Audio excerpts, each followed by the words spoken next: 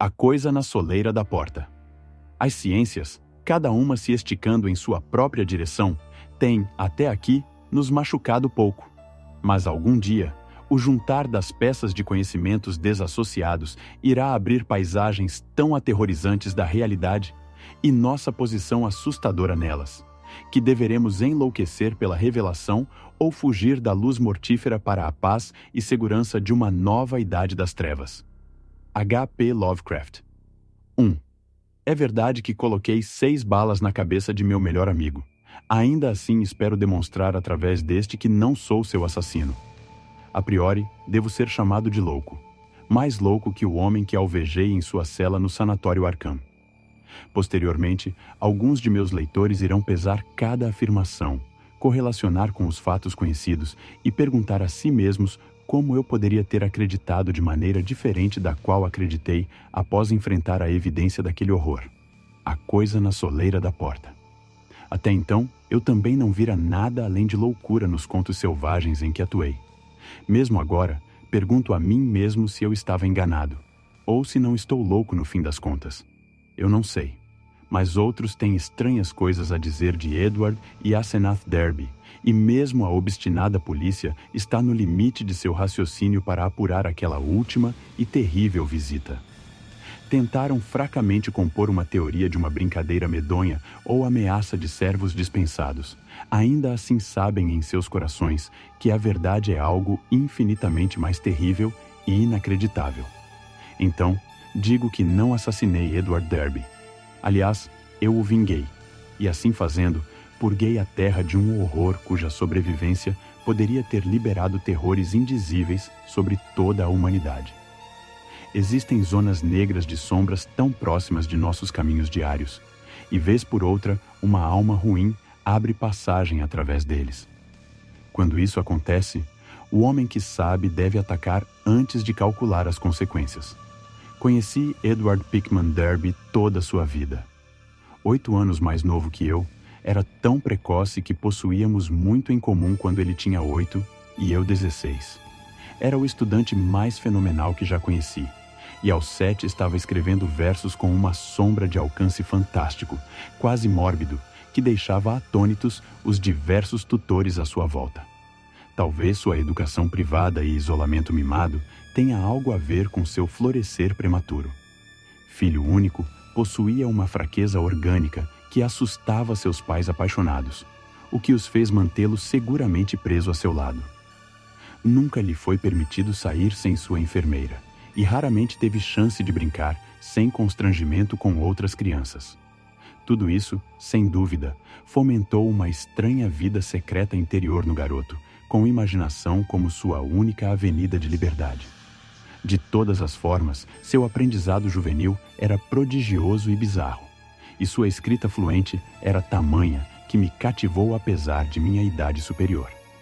Naquele tempo, eu tinha aprendizado inclinado às artes de certa projeção grotesca, e encontrei nesta criança mais nova um raro espírito semelhante. O que jazia por trás de nosso amor conjunto por sombras e maravilhas era, sem dúvida, a antiga, decadente e subitamente assustadora cidade na qual vivíamos, amaldiçoada por bruxas, a lendariamente assombrada Arkham, cujos decadentes e sedentes telhados e balaustradas georgianas decompostas atravessaram os séculos ao lado da sombriamente sussurrante Universidade Miskatônica. À medida que o tempo passou, me voltei para a arquitetura e desisti de meus desenhos para ilustrar um livro dos poemas demoníacos de Edward. Ainda assim, nosso companheirismo não sofreu perda alguma.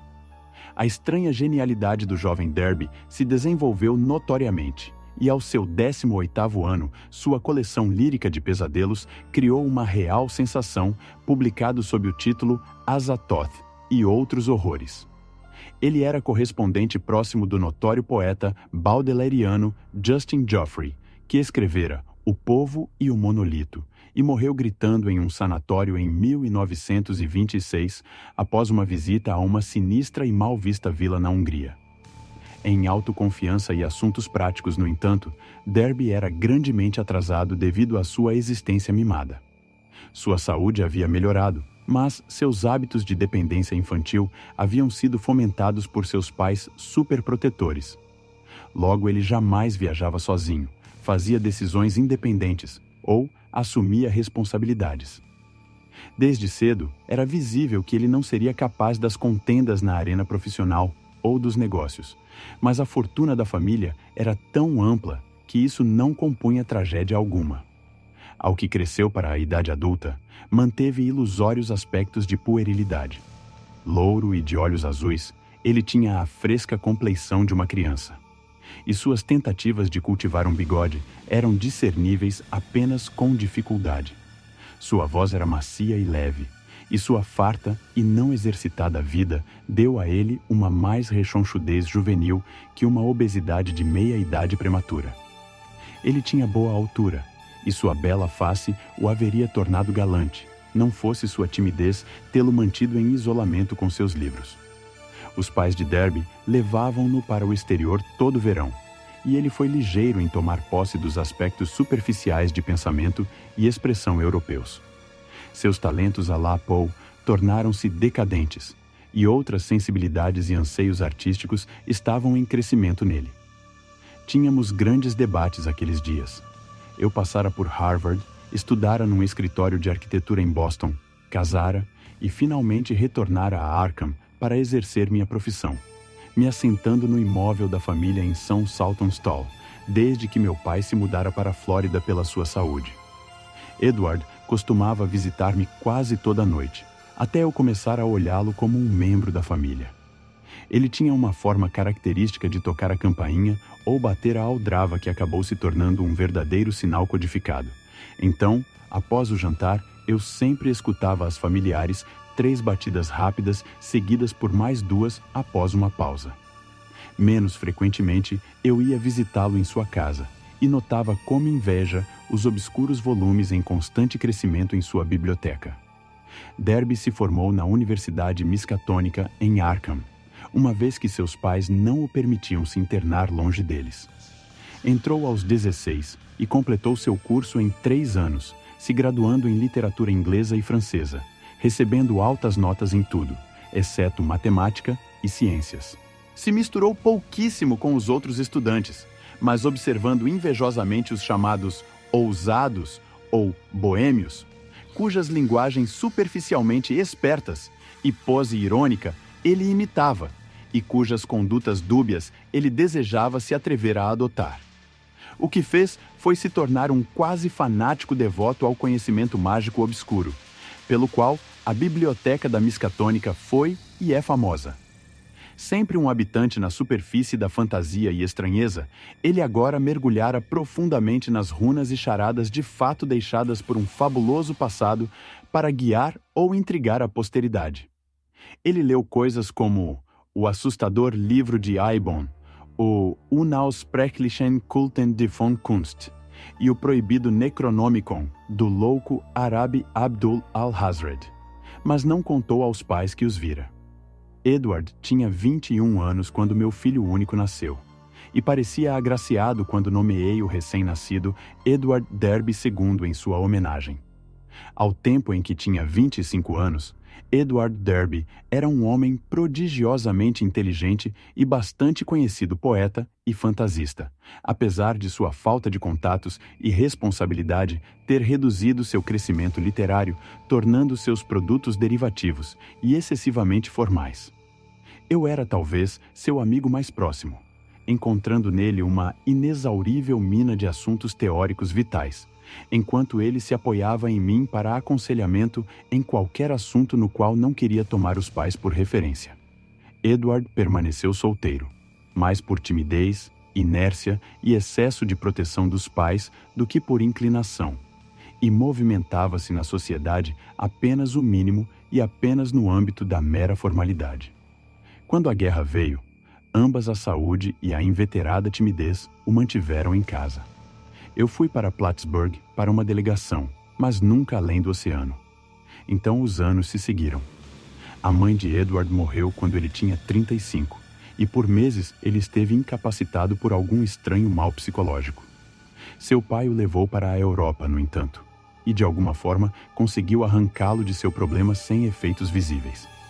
Depois parecia sentir uma espécie de hilaridade, como que uma fuga parcial de amarras invisíveis. Passou a se misturar com os mais avançados da universidade, apesar de sua meia-idade, e tornou-se presente em algumas situações extremamente selvagens. Em uma ocasião, esteve pagando uma pesada chantagem, do qual pegou emprestado de mim, para manter sua presença em certo caso longe do conhecimento de seu pai. Alguns rumores sussurrados sobre esse grupo selvagem da Miskatônica eram extremamente singulares. Havia inclusive uma conversa sobre magia negra e acontecimentos completamente além de credibilidade. 2. Edward tinha 38 anos quando conheceu Asenath Waite. Ela tinha, julgo eu, cerca de 23 na época, e assistia a um curso de metafísica medieval na Miskatônica. A filha de um amigo meu a conhecera anteriormente, na escola Hall, em Kingsport, e esteve inclinada a evitá-la, devido à sua má reputação. Era morena, pequena e muito bonita, exceto por seus olhos muito protuberantes. Mas alguma coisa em sua expressão alienada deixava as pessoas extremamente sensíveis.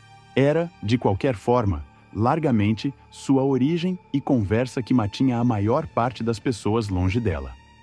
Ela era uma dos Waits de Innsmouth, e lendas sombrias se apinhavam por gerações sobre a desmoronada, meio desertada Innsmouth e seus habitantes. Havia contos de horríveis barganhas por volta de 1850 e sobre um estranho elemento, não exatamente humano, nas antigas famílias do precário porto pesqueiro.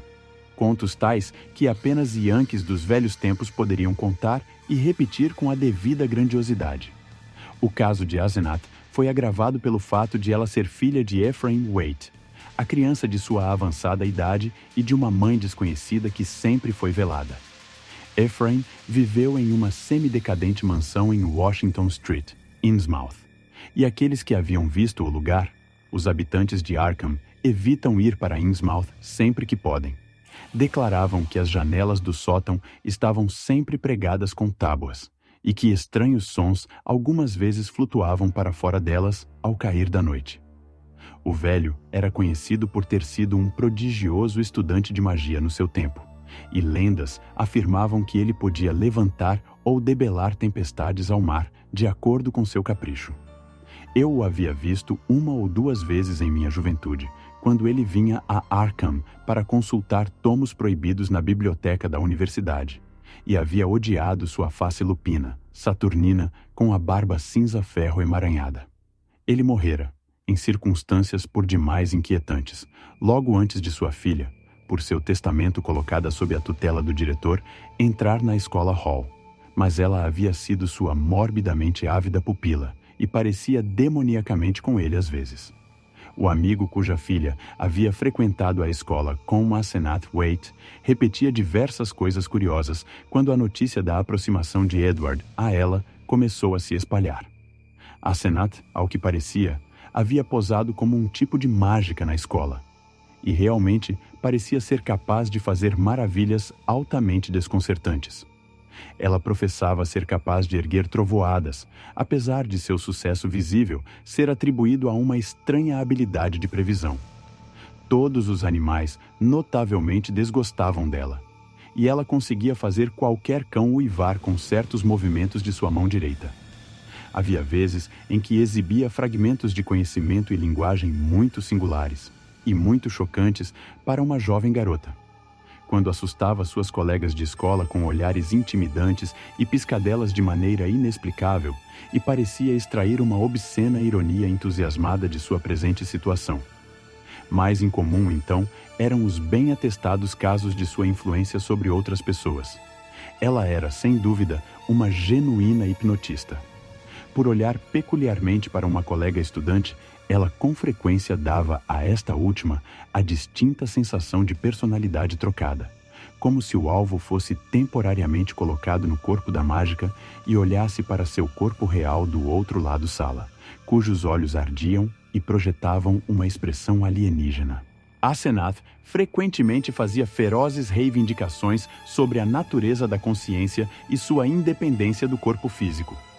Sua maior fúria, no entanto, era não ser um homem, uma vez que acreditava que o cérebro masculino possuía certos poderes cósmicos únicos e difíceis de atingir. De posse de um cérebro masculino, ela declarava, poderia não apenas igualar como ultrapassar seu pai em maestria sobre as forças desconhecidas. Edward conheceu Asenath em um encontro de inteligentsia, em um dos quartos de estudante, e não conseguia falar de nada além disso quando veio me ver no dia seguinte. Ele a descobrira cheia de interesses e erudição que muito o absorveram. Eu nunca vira a jovem mulher, e lembrei fracamente de referências casuais, mas sabia quem ela era. Parecia ainda mais lamentável que Derby tornava-se tão arrebatado por ela, mas não disse nada para desencorajá-lo, uma vez que paixão floresce em oposição. Ele não estava, disse ele, mencionando-a a seu pai. Nas semanas seguintes, ouvi do jovem Derby pouquíssimo sobre outro assunto que não Asenath. Outros agora notavam a galantaria outonal de Edward e concordaram que ele não parecia nem perto de sua idade real, nem parecia uma companhia muito inapropriada para sua bizarra divindade. Ele estava apenas levemente gorducho, apesar de sua indolência e autoindulgência, e seu rosto estava absolutamente livre de rugas. Asenath, por outro lado, tinha prematuros pés de galinha vindos do exercício de sua intensa força de vontade. Por essa época, Edward trouxe a garota para me visitar, e de cara vi que seu interesse não era de forma alguma unilateral. Ela olhava para ele com um ar quase predatório, e percebi que a intimidade deles estava além de possibilidade de desenlace. Pouco tempo depois, recebi uma visita do velho Sr. Derby, que sempre admirei e respeitei. Ele ouvira histórias sobre a nova amizade de seu filho e arrancara toda a verdade do garoto. Edward pretendia casar-se com Asenath e esteve olhando casas nos subúrbios. Conhecendo minha influência, geralmente grande sobre seu filho, perguntou se eu poderia ajudar a romper esse caso desaconselhável. Mas, lamentavelmente, expressei minhas dúvidas. Dessa vez, não era uma questão da fraca força de vontade de Edward, mas da grande força de vontade da mulher. A perpétua criança havia transferido sua dependência da imagem parental para uma nova e estranha imagem, e nada poderia ser feito a esse respeito. O casamento se concretizou um mês depois, por um juiz de paz, de acordo com a solicitação da noiva. Sr. Derby, a meu conselho, não se opôs, e ele, minha esposa, meu filho e eu comparecemos à breve cerimônia, os outros convidados sendo jovens incivilizados da universidade. Asenath comprou a velha residência Crowning Shield, no interior, ao final da High Street, e então propôs-se estabelecerem lá após uma pequena viagem a Innsmouth, de onde 3 serviçais, alguns livros e utensílios domésticos deveriam ser trazidos. Provavelmente não foi muita consideração por Edward e seu pai, mas um desejo pessoal de ficar próximo à universidade, suas bibliotecas e sua multidão de sofisticados, que fez Asenath se estabelecer em Arkham, ao invés de retornar permanentemente para casa. Quando Edward veio me visitar depois da lua de mel, pensei tê-lo visto levemente mudado. Asenath fê-lo se livrar do subdesenvolvido bigode, mas havia mais que isso. Ele parecia mais sóbrio e pensativo, seu costumeiro beicinho de rebeldia infantil substituído por um olhar de quase genuína tristeza. Eu estava intrigado para decidir se gostava ou não da mudança. Ele certamente parecia, naquele momento, mais normalmente adulto do que jamais esteve. Talvez o casamento fosse uma coisa boa.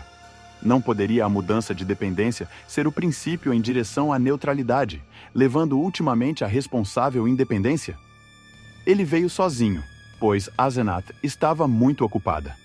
Ela trouxera uma vasta quantidade de livros e aparatos de Innsmouth. Derby estremeceu ao dizer o nome. E estava finalizando a restauração da casa e terrenos de Crowning Shield. A casa dela, naquela cidade, era um lugar muito inquietante, e alguns objetos nela haviam-no ensinado coisas surpreendentes. Ele estava progredindo rápido em conhecimento esotérico agora que tinha Asenath para conduzi-lo.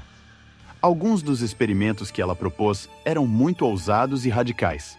Ele não sentia liberdade para descrevê-los, mas havia confiança em seus poderes e intenções. Os 3 serviçais eram bastante estranhos. Um casal incrivelmente idoso que estivera com o velho Efraim, e ocasionalmente faziam referência a ele e à mãe de Asenath de uma maneira críptica, e uma criada jovem e morena que tinha notáveis anomalias nas feições e parecia exalar permanentemente um odor de peixe. 3. Pelos próximos 2 anos, eu via menos e menos de Derby. Algumas vezes, uma quinzena inteira se passava sem as familiares 3 e 2 batidas na porta da frente. E quando ele apareceu, ou quando eu o visitava, que passou a acontecer com crescente frequência, ele estava pouquíssimo disposto a conversar sobre tópicos vitais. Tornara-se reservado sobre esses estudos ocultos que normalmente descrevia e discutia minuciosamente, e preferia não falar sobre sua esposa. Ela havia envelhecido tremendamente desde seu casamento, até que agora, estranhamente o bastante, parecia ser a mais velha dos 2. O rosto dela mantinha a mais concentradamente determinada expressão que eu já vira, e todos os seus aspectos pareciam ganhar uma vaga, indefinível repulsa. Minha esposa e filho repararam tanto quanto eu, e todos nós cessamos gradualmente as visitas a ela, pelo qual Edward admitiu em um dos seus momentos pueris, sem muito tato, ela estava implacavelmente grata. Ocasionalmente os Derbys saíam em longas viagens, ostensivamente para a Europa, apesar de Edward algumas vezes dar a entender destinos mais obscuros. Foi após o primeiro ano que as pessoas começaram a falar sobre a mudança em Edward Derby. Era uma conversa muito causal, pois as mudanças eram puramente psicológicas. Mas isso levantou alguns pontos interessantes.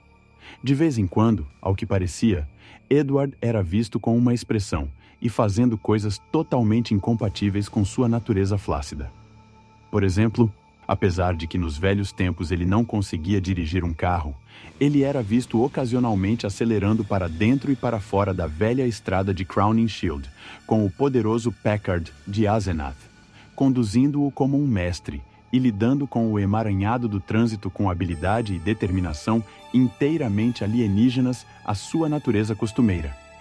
Em tais casos, ele aparentava sempre estar voltando de alguma viagem ou iniciando uma. Qual tipo de viagem ninguém poderia adivinhar, apesar de sempre favorecer a estrada de Innsmouth. Estranhamente, a metamorfose não parecia de todo agradável. Pessoas diziam que ele parecia demais com a esposa, ou muito com o próprio Ephraim Waite, nesses momentos. Ou talvez esses momentos pareciam não naturais por serem tão raros. Algumas vezes, horas após começar esse comportamento, ele era visto apaticamente esparramado no banco traseiro do carro, enquanto um motorista ou mecânico, obviamente contratado, dirigia. Também, seu aspecto preponderante nas ruas durante seus decrescentes contatos sociais, incluindo, devo dizer, suas visitas a mim, era sua velha indecisão, sua irresponsável infantilidade ainda mais notável que no passado.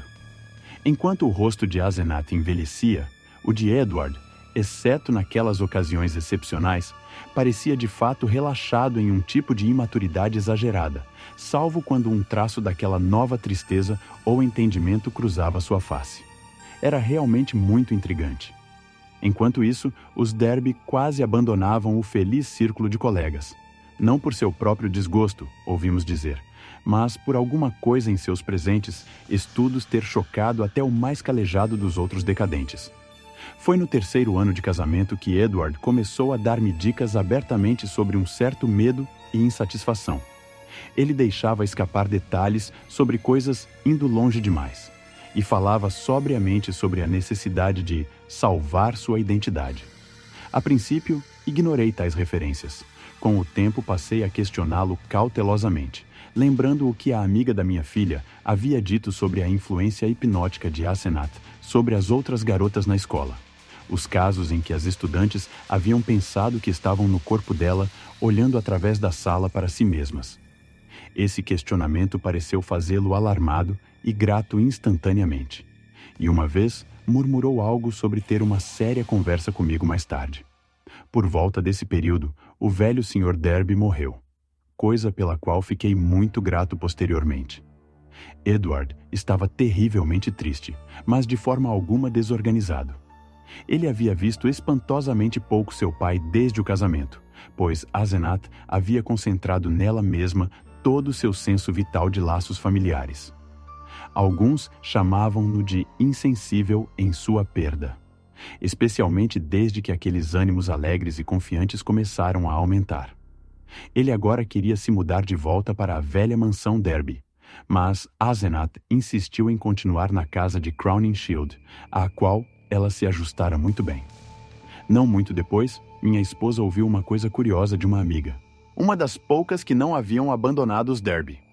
Ela havia estado no final da rua High para uma visita ao casal e vira um carro disparar abruptamente para fora da estrada com o rosto estranhamente confiante e quase zombeteiro de Edward acima do volante. Ao tocar a campainha, ela foi avisada pela repulsiva serviçal que Asenath também estava fora. Mas teve a chance de observar a casa enquanto saía. Ali, em uma das janelas da biblioteca de Edward, ela havia vislumbrado uma face que rapidamente recuou, um rosto cuja expressão de dor, derrota e desespero melancólico estava além de qualquer descrição. Era, incrivelmente, em vista de sua usual aura dominante, Asenath. Ainda assim, a testemunha jurou que naquele instante eram os tristes, confusos olhos do pobre Edward que estavam na observando. As visitas de Edward agora tornaram-se um pouco mais frequentes, e suas dicas ocasionalmente tornavam-se concretas. O que ele dizia não era para ser acreditado, mesmo na secular e lendariamente assombrada Arkham. Mas ele descarregou sua ciência obscura com tanta serenidade e convicção que faria qualquer um temer pela sua sanidade. Ele falou de terríveis encontros em locais solitários, das ruínas ciclópicas no coração do bosque do Maine, abaixo de vastas escadarias que conduziam para abismos de segredos ocultos pela noite, de ângulos complexos que levavam através de paredes invisíveis para outras regiões do espaço e tempo, e de hediondas trocas de personalidade que permitiam explorações em lugares remotos e proibidos, em outros mundos e em diferentes contínuos espaço-tempo. Ele, vez por outra, reforçava certas alusões loucas, exibindo objetos que me deixavam completamente perplexo.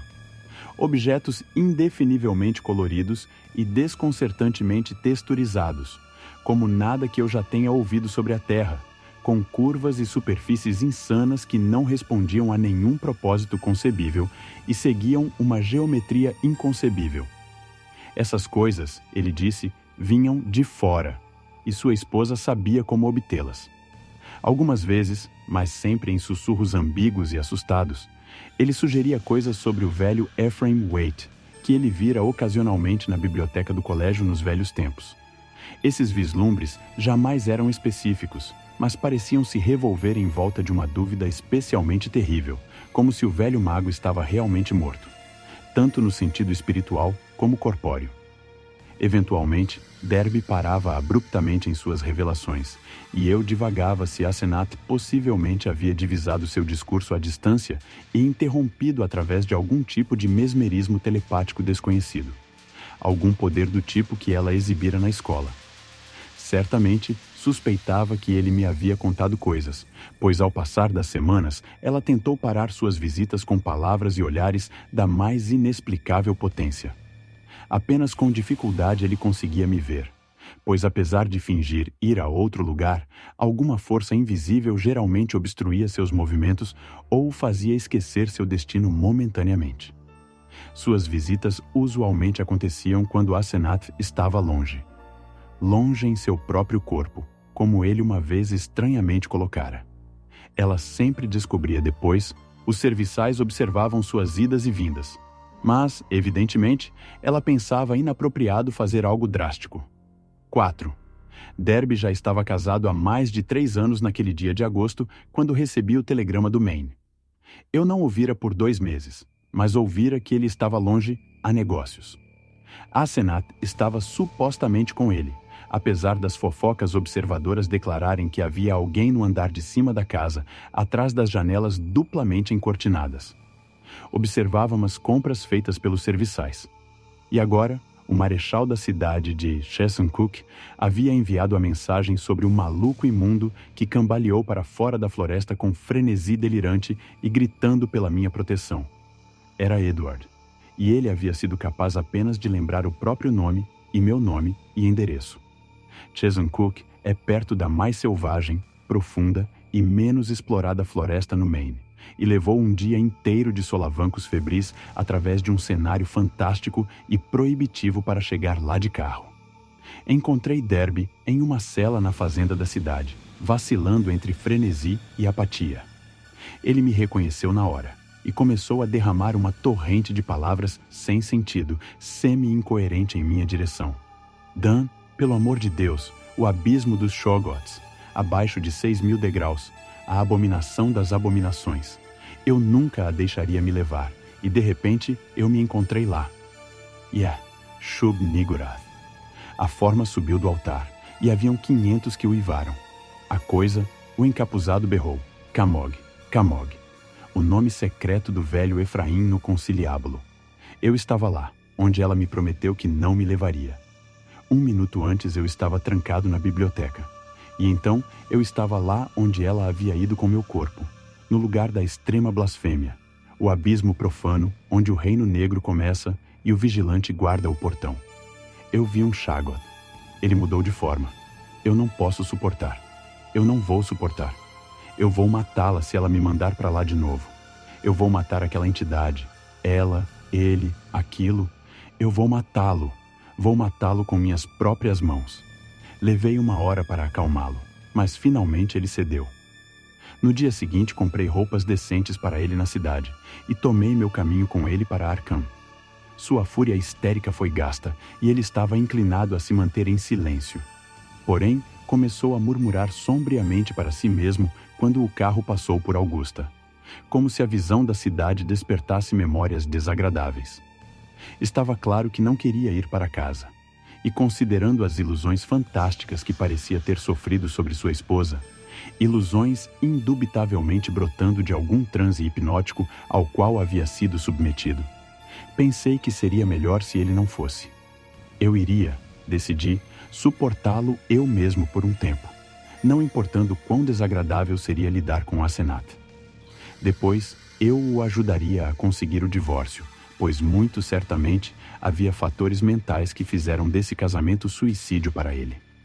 Quando voltamos à zona rural novamente, o murmúrio de Derby desapareceu e o deixei adormecer no assento ao meu lado enquanto eu dirigia.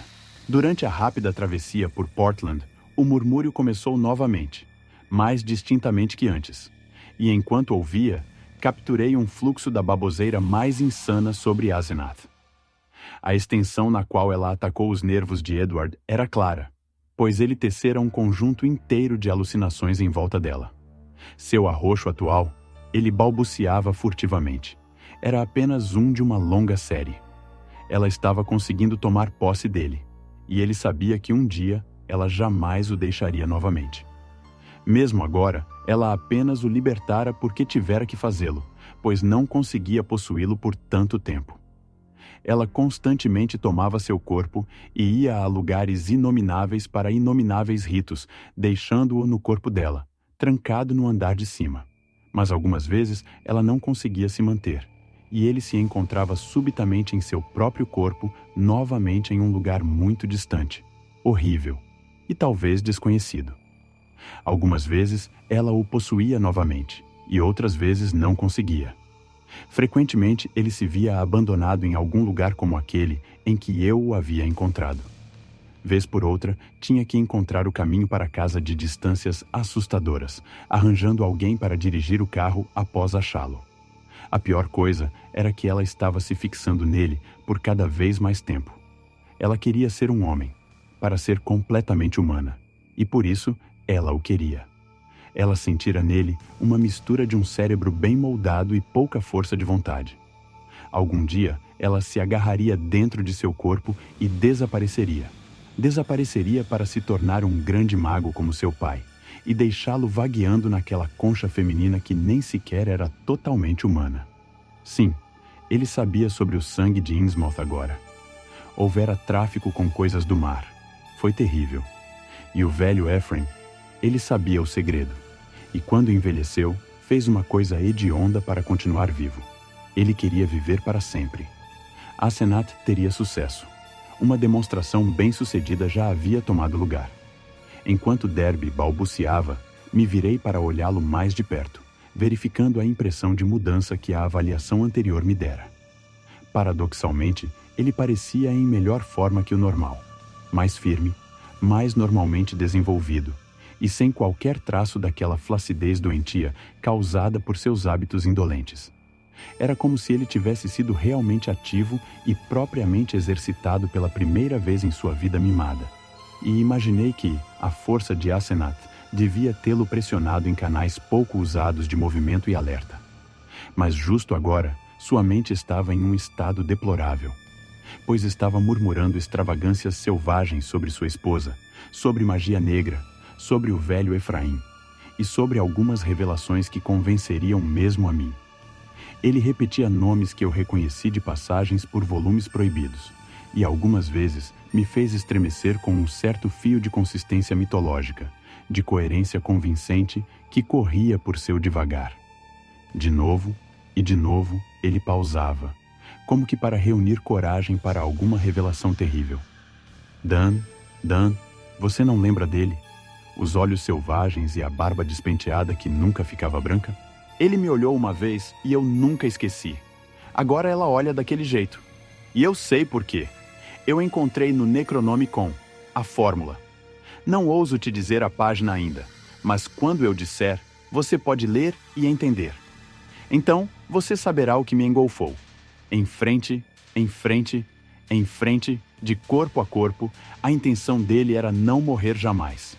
O brilho da vida, ele sabe como quebrar o elo. Pode brilhar ainda por um tempo mesmo quando o corpo está morto. Te darei dicas, e talvez você adivinhe. Escute, Dan. Você sabe por que minha esposa se esforça tanto com aquela tola escrita com as costas da mão? Você já viu algum manuscrito do velho Ephraim? Você quer saber por que senti calafrios quando vi algumas notas apressadas que Asenat rabiscou? Asenat. Existe tal pessoa? Por que eles suspeitaram que havia veneno no estômago do velho Efraim? Por que os Gilmans sussurram sobre a forma como ele gritou, como uma criança assustada, quando enlouqueceu e Asenat o trancou naquele sótão acorrentado onde o outro havia estado? Foi a alma do velho Efraim que fora trancada? Quem trancou quem? Por que ele esteve procurando por meses por alguém com uma boa mente e vontade fraca? Por que ele praguejou por sua filha não ser um filho? Me diga, Daniel Upton, que troca demoníaca foi perpetrada na Casa dos Horrores, onde aquele monstro blasfemo tinha sua crédula, de fraca vontade e meio humana criança a seu dispor? Não fez ele de forma permanente. Como ela fará comigo no final? Me diga por que aquela coisa que chama a si mesma de Asenat escreve diferente quando desatenta, de uma forma que não dá para diferenciar da escrita do... Então a coisa aconteceu.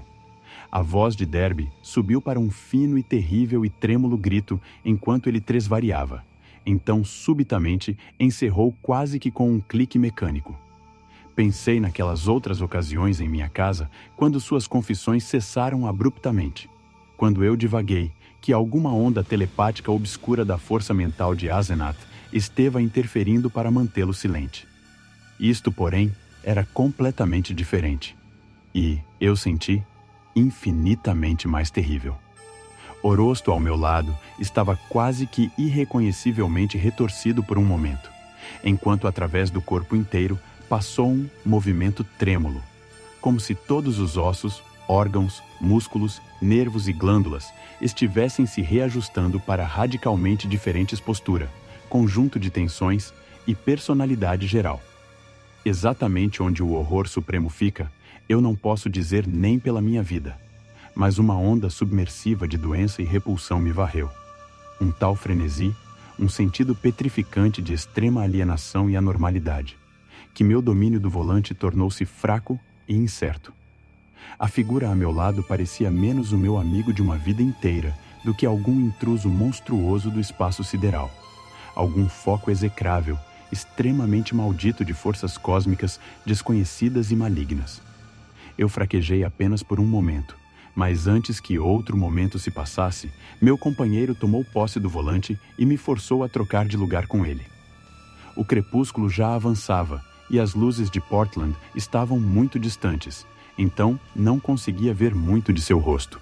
O fulgor de seus olhos, porém, era fenomenal, e eu soube que ele devia estar agora naquele estado estranhamente energizado, tão diferente do seu eu usual que tantas pessoas notaram. Parecia estranho e incrível que o apático Edward Derby, ele que não conseguia jamais se afirmar e que nunca aprendera a dirigir, estaria me dando ordens e tomando o volante de meu próprio carro.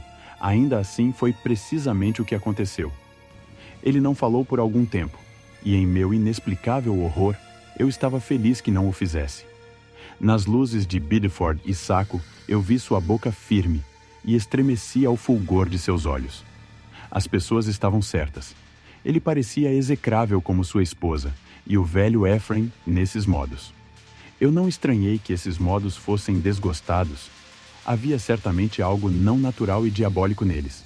E eu senti o elemento sinistro muito maior devido aos delírios selvagens que estive escutando.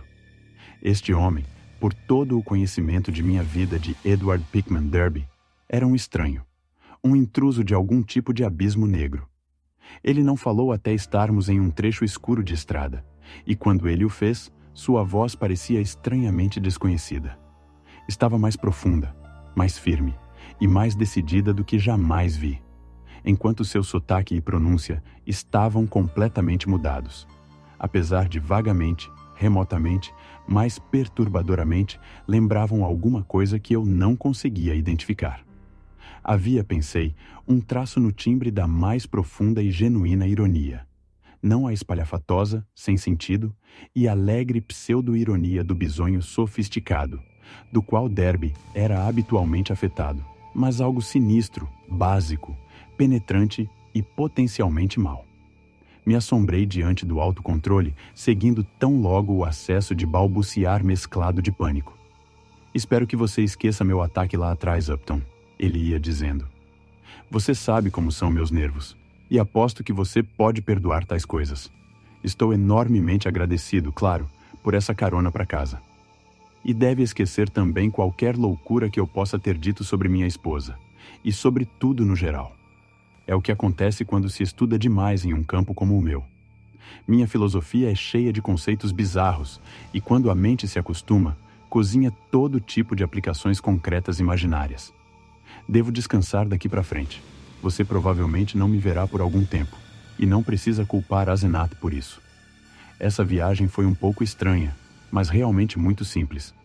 Há certas relíquias indígenas nos bosques do norte, pedras em pé e essas coisas, que significam um bom negócio em folclore.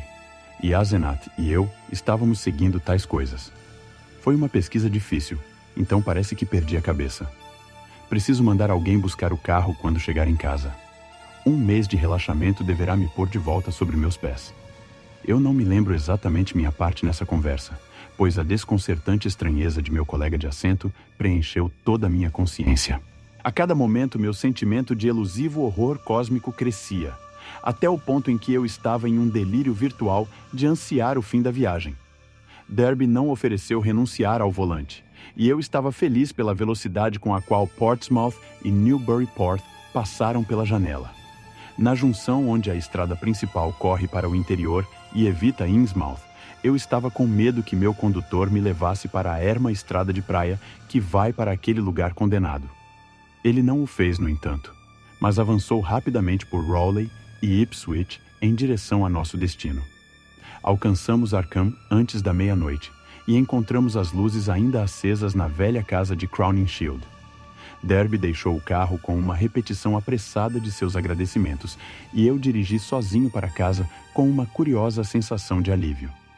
Foi uma corrida terrível, ainda mais terrível por eu não saber dizer porquê, e não lamentei o prognóstico de Derby de uma longa ausência de minha companhia. 5. Os próximos 2 meses foram repletos de rumores. Pessoas falavam de ver Derby mais e mais em seu novo estado energizado, e Asenat estava raramente em casa quando recebia visitas. Recebi apenas uma visita de Edward, quando me chamou brevemente do carro de Asenat. obviamente retomado de onde quer que ele o tenha deixado no Maine, para pegar alguns livros que me havia emprestado. Ele estava em seu novo estado e ficou tempo o bastante apenas para algumas observações evasivamente polidas. Estava claro que ele não tinha nada para discutir comigo quando estava nessa condição. E reparei que nem se dava ao trabalho de fazer o sinal 2 e 3 quando tocava a campainha. Como naquela noite no carro, senti um fraco, infinitamente profundo horror, o qual eu não consigo explicar. Então, sua rápida partida foi um prodigioso alívio. No meio de setembro, Derby esteve fora por uma semana, e algum dos membros decadentes da faculdade comentou saber o motivo, insinuando um encontro com um notório líder de culto, posteriormente expulso da Inglaterra, que estabeleceu seu quartel-general em Nova York. De minha parte, não conseguia tirar aquela estranha viagem do Maine da minha cabeça. A transformação que testemunhei me afetou profundamente, e eu me peguei de novo e de novo tentando explicar a coisa, e o extremo horror que inspirou em mim. Mas o mais estranho dos rumores era aquele sobre o choro na velha casa de Crowninshield. A voz parecia ser feminina, e alguns dos mais jovens pensou soar como a de Asenath. Era ouvida apenas em raros intervalos, e algumas vezes era interrompida como que à força. Houve conversas sobre uma investigação, mas foram dissipadas um dia quando Asenath apareceu nas ruas e conversou jovialmente com um grande número de conhecidos, pedindo desculpas por suas recentes ausências e falando incidentalmente sobre uma crise nervosa e histérica de uma hóspede de Boston. A hóspede jamais foi vista, mas a aparição de Asenath não deixou nada a ser dito. E então, alguém complicou as coisas ao sussurrar que os choros e lamentos, uma ou duas vezes, foram de uma voz masculina. Uma manhã, no meio de outubro, escutei a familiar 13 batidas na porta da frente. Atendendo eu mesmo, encontrei Edward nos degraus. E vi em um instante que sua personalidade era a antiga, cuja eu não encontrava desde o dia dos acessos naquela terrível viagem de Chesuncook. Seu rosto estava distorcido em uma mistura de emoções estranhas, nas quais medo e triunfo pareciam compartilhar o domínio. E ele olhou furtivamente sobre seu ombro enquanto eu fechava a porta às suas costas. Seguindo-me desajeitadamente ao escritório, me pediu uísque para acalmar os nervos. Me abstive de questioná-lo, mas esperei até ele se sentir confortável para começar o que quer que ele queria dizer. Asenath se foi, Dan. Nós tivemos uma longa conversa ontem enquanto os serventes estavam fora, e a fiz prometer parar de me atormentar. Claro que eu tinha certas defesas ocultas que jamais lhe contei. Ela teve que aceitar, mas ficou assustadoramente irritada. Apenas fez as malas e seguiu para Nova York, bem a tempo de pegar o trem das 8h20 para Boston. Suponho que as pessoas vão falar, mas não posso fazer nada. Você não precisa mencionar que houve qualquer problema. Apenas diga que ela está fora em uma longa viagem de pesquisa. Ela provavelmente está indo ficar com um dos seus terríveis grupos de devotos. Espero que ela siga para o oeste e arranje um divórcio. De qualquer forma, eu a fiz prometer se manter longe e me deixar em paz. Foi horrível, Dan. Ela estava roubando meu corpo, me empurrando para fora, me fazendo prisioneiro. Eu me submeti e fingi deixá-la fazê-lo, mas precisei ficar alerta. Eu podia planejar se fosse cuidadoso. Ela não pode ler minha mente literalmente ou detalhadamente. Tudo que ela podia ler do meu plano era uma rebelião geral de humor. E ela achou que eu estava indefeso. Nunca pensou que eu poderia vencê-la. Mas eu tinha um feitiço ou dois que funcionaram. Derby olhou por cima do ombro e tomou um pouco mais de uísque. Dispensei aqueles malditos serviçais esta manhã, assim que voltaram. Eles se queixaram e fizeram perguntas, mas se foram. Eles são do povo dela, pessoas de Innsmouth, e eram como mão e luva com ela. Espero que me deixem em paz. Eu não gosto do jeito que riam de mim enquanto iam embora. Preciso conseguir quantos puder dos antigos servos do meu pai novamente, e me mudar de volta para casa agora. Suponho que vai pensar que estou louco, Dan, mas a história de Arkham há de mostrar coisas que corroboram com o que eu te contei, e com o que vou te contar. Você viu uma das mudanças também. No seu carro, após te contar sobre Asenath naquele dia voltando do Maine. Foi quando ela me possuiu. Me removeu do meu corpo. A última coisa que lembro daquela viagem foi quando eu estava totalmente desequilibrado tentando te contar que demônio ela é. Então ela me pegou, e em um flash eu estava de volta à casa, na biblioteca onde aqueles malditos serviçais haviam me trancado. E no corpo daquele demônio, não era sequer humano. Você sabe, foi com ela que você deve ter voltado para casa. Aquele lobo feroz no meu corpo. Você tem que ter percebido a diferença. Estremeci quando Derby parou. Certamente eu percebi a diferença. Ainda assim, poderia aceitar uma explicação insana como essa? Mas meu distraído interlocutor estava ficando cada vez mais selvagem. Eu tinha que me salvar. Eu tinha Dan. Ela iria me pegar para sempre em Hallowmas. Eles mantêm um Sabbath para além de Chesumcook, e o sacrifício iria selar as coisas. Ela me teria para sempre. Ela seria eu, e eu seria ela. Para sempre, tarde demais. Meu corpo seria dela de uma vez. Ela seria um homem completo, exatamente como ela queria ser. Eu suponho que ela teria se livrado de mim, matado seu próprio ex-corpo comigo nele, maldita seja, assim como ela fez antes, assim como ela, ele, ou aquilo tinha feito antes. O rosto de Edward estava agora atrozmente distorcido, e ele o inclinou desconfortavelmente perto do meu, enquanto sua voz baixava a um sussurro. Você deve ter entendido o que insinuei no carro, que ela não é Asenath nenhuma, mas na verdade, o velho Ephraim em pessoa.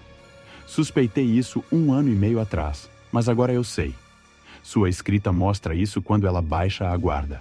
Algumas vezes, ela escreve apressadamente uma nota que é exatamente igual à caligrafia de seu pai, linha por linha. E algumas vezes, ela diz coisas que ninguém além de um homem velho como Ephraim diria.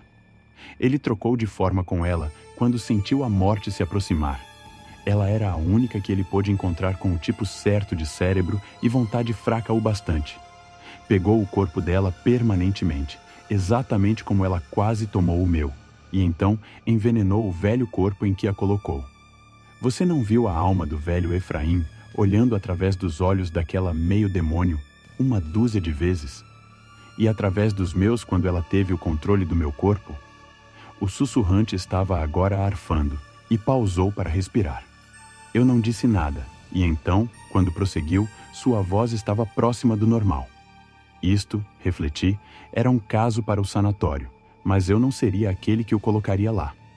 Talvez tempo e liberdade de Asenath fariam seu trabalho.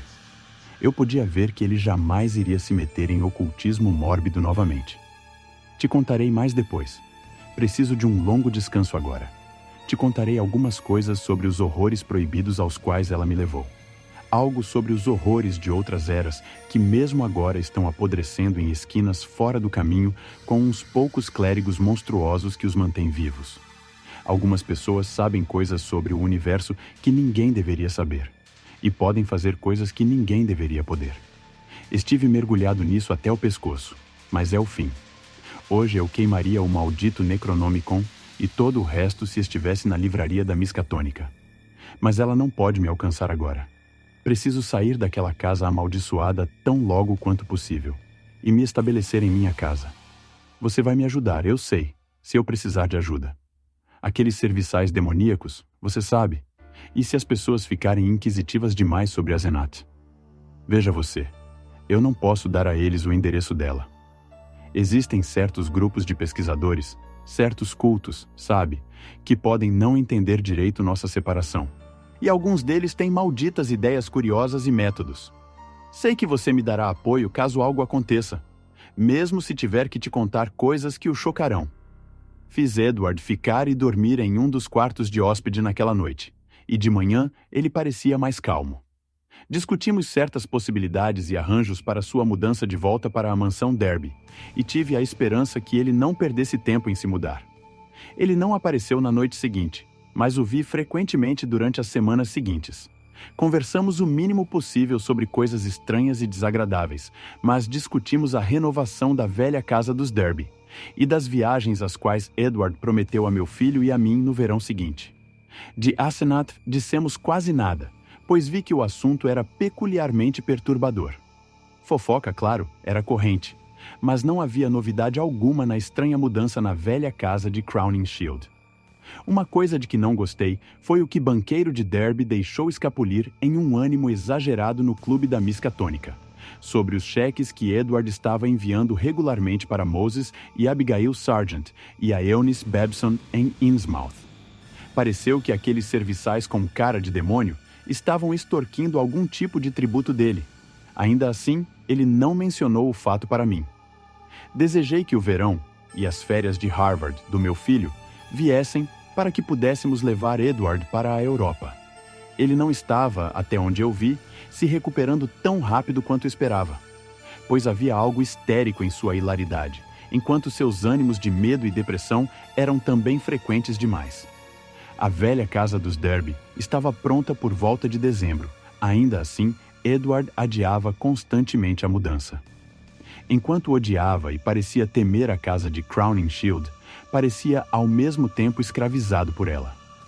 Não podia esperar para desmontar as coisas e inventava todo tipo de desculpa para adiar a ação. Quando apontei isso, ele pareceu incontavelmente assustado. O velho mordomo de seu pai, que estava lá com outras famílias de servos readquiridas, me contou que um dia, em uma das ocasionais rondas de Edward pela casa, especialmente no porão, pareceu estranho e doente.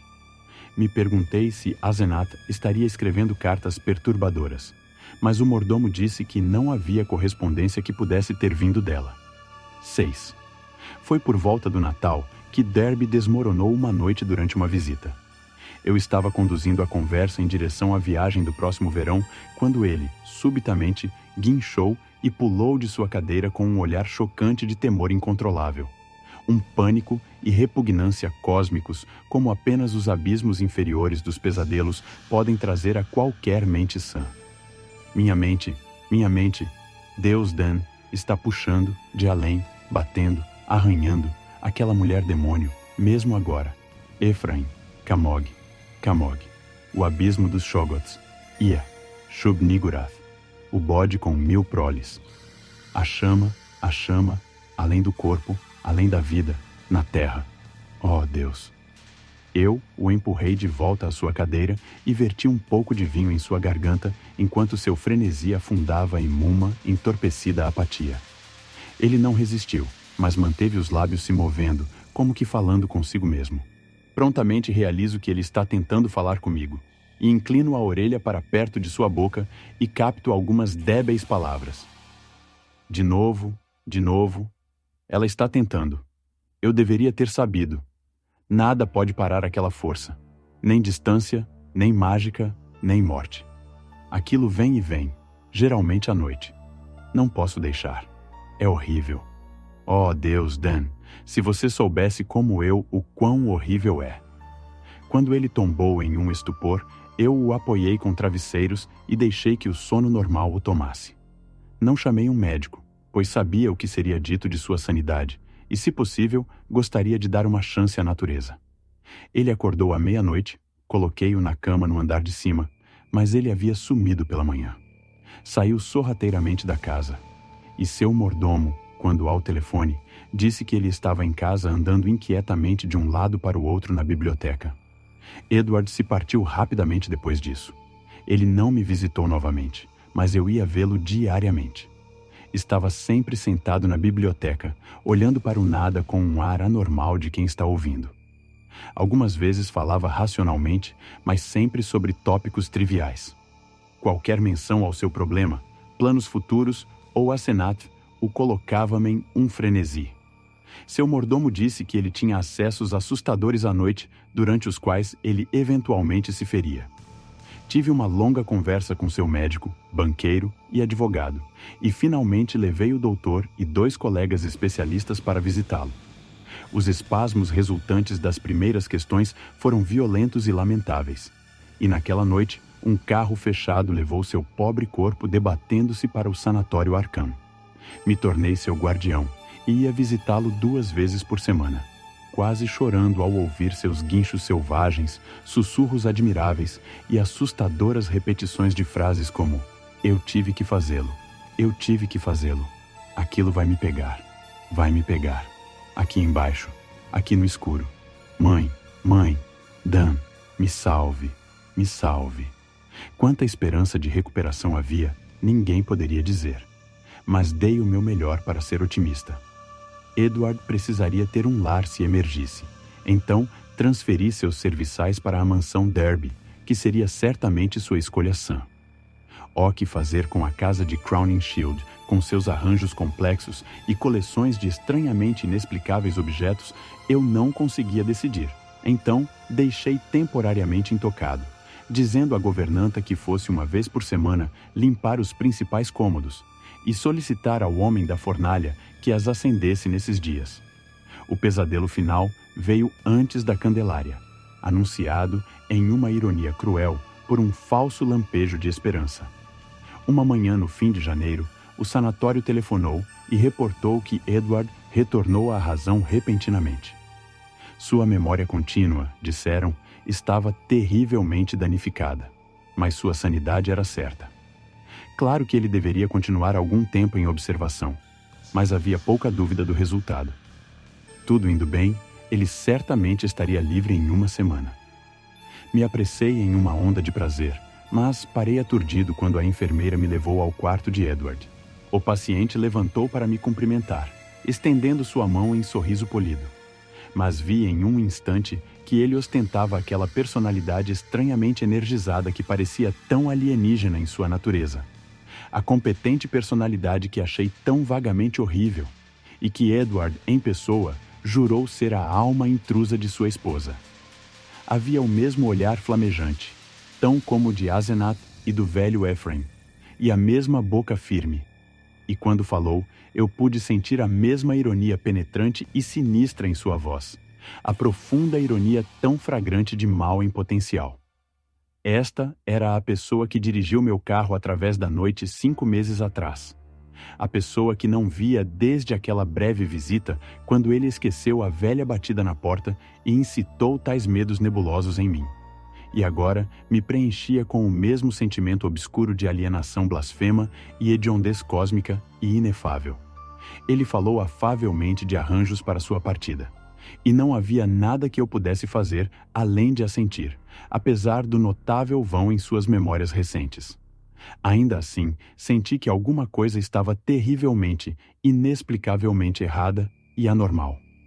Havia horrores naquilo que eu não podia alcançar. Esta era uma pessoa sã, mas era de fato o Edward Derby que eu conhecia? Se não, quem ou que era? E onde estava Edward? Deveria aquilo estar livre ou confinado? Ou deveria ser extirpado da face da terra? Havia algo abissalmente sarcástico em tudo que a criatura disse. Os olhos, como os de Asenath, emitiam uma especial e desconcertante zombaria a certas palavras como liberdade adiantada conquistava por um confinamento especialmente fechado. Eu devo ter me comportado de maneira muito desajeitada e estava feliz em bater em retirada. Naquele dia inteiro e no seguinte, exauri meu cérebro sobre o problema. O que acontecera? Que tipo de mente olhava através daqueles terríveis olhos alienígenas no rosto de Edward? Eu não conseguia pensar em nada além deste enigma obscuramente terrível, e desisti de todos os esforços em cumprir meus trabalhos usuais. Na segunda manhã, o hospital ligou para dizer que a recuperação do paciente era constante. Ao fim da tarde, eu estava próximo de um colapso nervoso. Isso eu admito, apesar de que outros irão jurar que isso coloriu minha visão subsequente. Nesse ponto, não tenho nada a dizer, exceto que nenhuma loucura minha justificaria todas as evidências. 7. Foi no meio da noite, após aquela segunda noite, que aquele forte, extremo terro caiu sobre mim, pesando sobre meu espírito com um pânico negro, apertado do qual eu jamais poderei sacudir de mim. Começou com um telefonema logo antes da meia-noite. Eu era o único de pé, e sonolentamente atendi o receptor na biblioteca. Parecia não haver ninguém na linha, e eu estava quase desligando e indo para a cama quando meu ouvido captou uma suspeita de som muito leve do outro lado. Estaria alguém tentando falar sob grande dificuldade? Enquanto escutava, pensei ter ouvido um ruído meio líquido, como de borbulha. Glub, glub, glub, que dava uma estranha e ininteligível sugestão de palavras e divisão de sílabas. Eu perguntei, "Quem é?" Mas a única resposta que recebi foi glub glub, glub glub. Pude apenas assumir que o ruído era mecânico, mas imaginando que poderia ser um caso de instrumento quebrado capaz de receber, mas não enviar. Então adicionei, "Não consigo te ouvir. Melhor desligar e tentar falar com o serviço de informação." Imediatamente, ouvi o receptor voltar ao gancho do outro lado. Isto, digo, foi logo antes da meia-noite. Quando aquela ligação foi rastreada posteriormente, revelou ter vindo da velha casa de Crowning Shield, apesar de ainda faltar meia semana para o dia da governanta estar lá. Devo apenas imaginar o que foi encontrado na casa. A elevação em um porão remoto, as trilhas, a lama, o guarda-roupa apressadamente saqueado, as marcas desconcertantes no telefone, o material de escritório desajeitadamente utilizado e o fedor detestável pairando sobre tudo. A polícia, pobres tolos, tem suas pequenas teorias presunçosas e ainda estão procurando por aqueles sinistros serviçais demitidos que sumiram de vista no meio do presente furor. Falam de uma doentia vingança por coisas que foram feitas e dizem que fui incluído porque eu era o melhor amigo e conselheiro de Edward. Idiotas! Por acaso imaginam que aqueles palhaços brutos podem ter forjado aquela caligrafia? Imaginam que eles poderiam ter trazido o que veio depois? Estão cegos para as mudanças naquele corpo que era de Edward? De minha parte, agora acredito em tudo que Edward Derby me contou. Existe horrores para além da borda da vida que nem suspeitamos, e vez por outra, a curiosidade maligna do homem chama-os para o nosso raio de alcance. Ephraim, Asenath, aquele demônio os chamou, e engolfaram Edward como estão me engolfando. Posso ter certeza que estou seguro? Estes poderes sobrevivem à vida da forma física. No dia seguinte, durante a tarde, quando saí de minha prostração e fui capaz de caminhar e falar coerentemente, fui até a casa da loucura e matei-o pelo bem de Edward e do mundo, mas posso estar certo até que seja cremado? Estão guardando o corpo para alguma autópsia tola por diferentes médicos, mas digo que ele deve ser cremado. Ele tem que ser cremado. Ele não era Edward Derby quando atirei nele. Eu devo enlouquecer se ele não for, pois eu posso ser o próximo. Mas minha força de vontade não é fraca, e não vou deixá-la ser minada por terrores que sei que se revolvem em volta dela. Uma vida. Ephraim, Asenath e Edward. Queima agora. Eu não serei removido de meu corpo. Eu não trocarei de alma com aquele morto-vivo baleado na casa da loucura. Mas deixe-me tentar contar coerentemente aquele horror final. Não falarei do que a polícia persistentemente ignorou.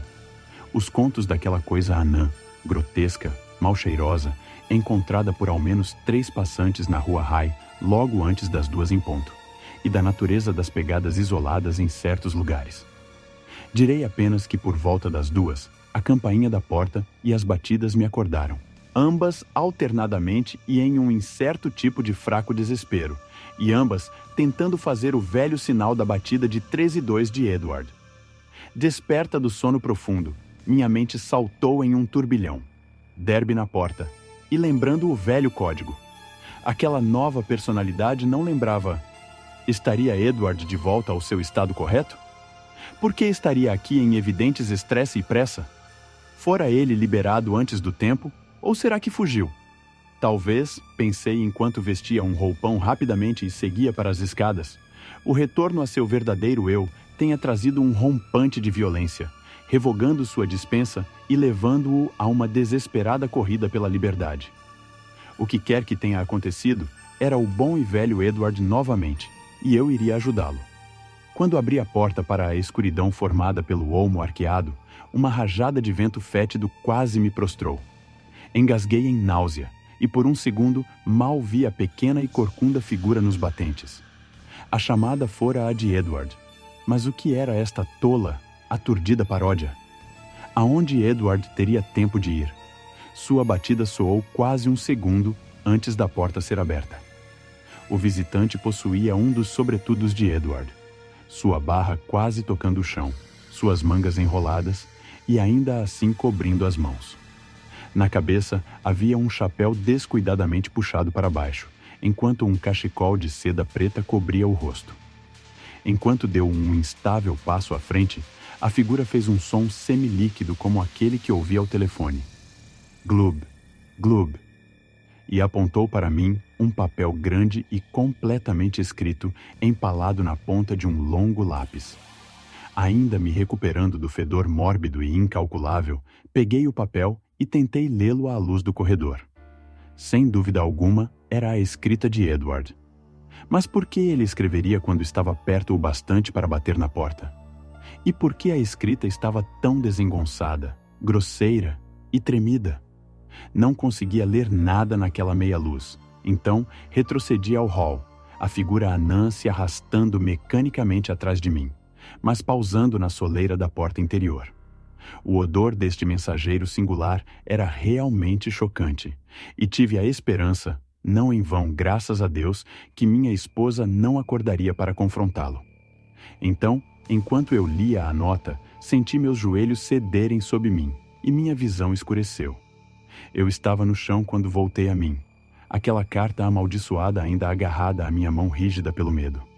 Era isso que dizia: Dan, vá ao sanatório e mate-o. Extermine-o. Não é mais Edward Derby. Ela me pegou.